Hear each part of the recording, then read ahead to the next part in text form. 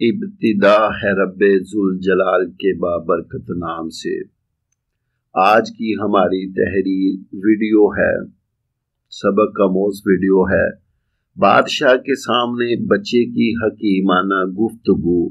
مولانا محمد اشرف علی تھانوی رحم اللہ جب کوئی دعا مانگتے اور آنکھوں سے کوئی آنسو آتا تو حضرت ان آنسوؤں کو اپنے چہرے پر مل لیا کرتے۔ ایک مرتبہ ایک طالب علم نے دیکھ لیا، اس نے کہا حضرت آپ کا یہ عمل کس بنا پر ہے؟ فرمایا میں امید کرتا ہوں کہ اللہ تعالیٰ ان آنسوؤں کی برکت سے میرے چہرے کو جہنم کی آگ سے محفوظ فرمائیں گے۔ وہ بھی آخر طالب علم تھا، کہنے لگا کسی کا چہرہ بچ بھی گیا اور باقی جسم کے اعضاء نہ بچے تو پھر کیا فائدہ؟ اس پر حضرت اقدس رحم اللہ نے ایک حقائق بیان فرمائی۔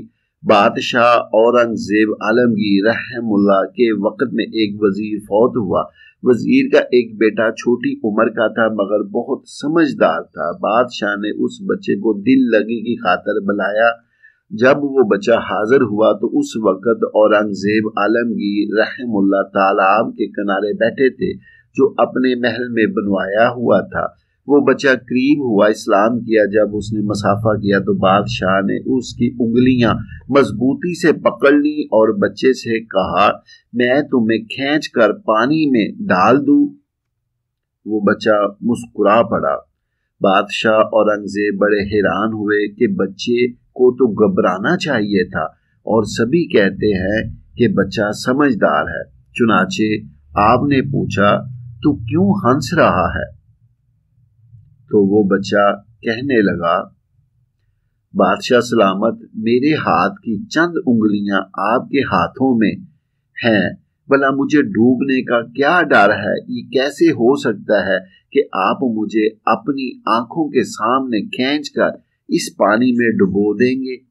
یہ حقائق سنا کر حضرت اقدس تھانوی رحم اللہ نے فرمایا اگر اس بچے کو بادشاہ کی انگلیاں پکڑنے پر اتنا اعتماد ہے تو کیا اللہ کی رحمت پر ہمیں اتنا بھی اعتماد نہ ہو کہ اگرچہ وہ جہنم کی آگ سے بچائیں گے تو پورے جسم کو بھی جہنم کی آگ سے آزاد فرما دیں گے۔ ہر دینے والا اپنی حیثیت کے مطابق دیتا ہے۔ بادشاہ کے عطا یا بادشاہوں کی شان کے مطابق ہوتے ہیں۔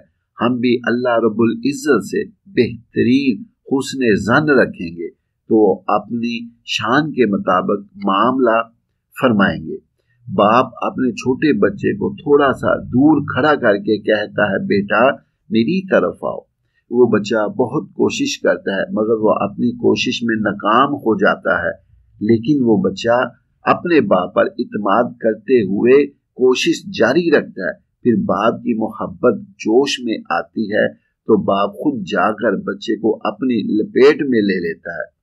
اسی طرح ہم بھی اپنے رب کی رضا حاصل کرنے کے لیے کوشش جاری رکھیں۔ ہماری کوشش کمزور بھی ہوئی تو ماں باپ سے 70 گنا زیادہ محبت کرنے والا شہنشاہ ہمیں ضرور اپنی محبت عطا فرما دے گا۔ جب ہمیں اللہ تعالیٰ کی محبت نصیب ہوگی تو ہم دنیا و آخرت میں کامیاب و کامران ہو جائیں گے۔ حکمت و نصیحت کے واقعات۔ نماز جنت کی کنجی ہے۔ کافر نماز نہیں پڑھتا، مسلمان پڑھتا ہے۔ کافر اور مسلمان یہ بڑا فرق ہے۔ شیطان نے ایک سجدے سے انکار کیا تھا اور ہم دن میں کتنے سجدوں سے انکاری ہیں۔ سوچ لے، وعدہ کر اللہ سے آج سے نماز قضا نہیں ہوگی انشاءاللہ۔